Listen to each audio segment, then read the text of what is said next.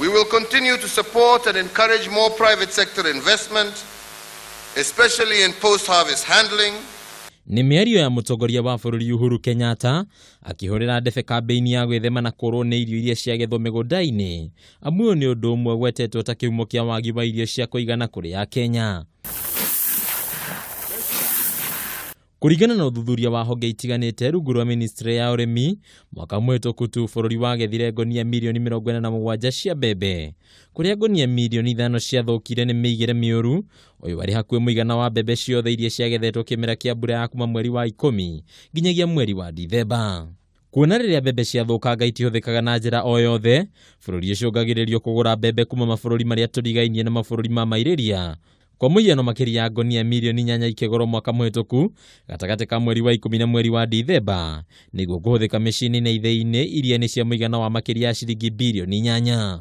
Kũringana na mũtongoria wa bũrũri Uhuru Kenyatta, korwo mĩtaratara mĩkinyaniru ya kũiga irio thutha wa kũgethwo ya iyũkio, bũrũri no ũkunderie mũigana wa mbembe iria ithũkangaga na makĩria ya gĩcunjĩ gĩa 10 harĩ igana.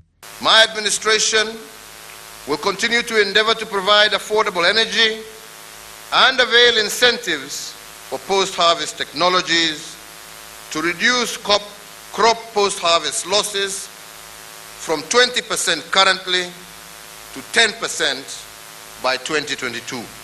Nĩguo gwĩthema na tũrĩa nĩme kũgũra mbembe na thogora wa igoto kuma mabũrũri marĩa tũrigainie na kũgacoka gũcienderia bodi ya irio nyũmũ bũrũri-inĩ NCPB, thirikari nĩ ĩranĩire kwandĩkithia arĩmi othe nĩguo kũmagitĩra kumana na kwaga kanya ga kwendia mbembe ciao. We are preparing the e-registration of all farmers in order to create an agricultural, digital and analytics tool on a national scale.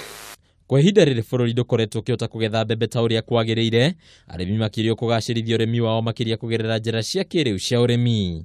Handũ-inĩ ha metha ya wonjoria ya Kameme TV, rĩtwa rĩakwa nĩ Mbataro wa Mwangi.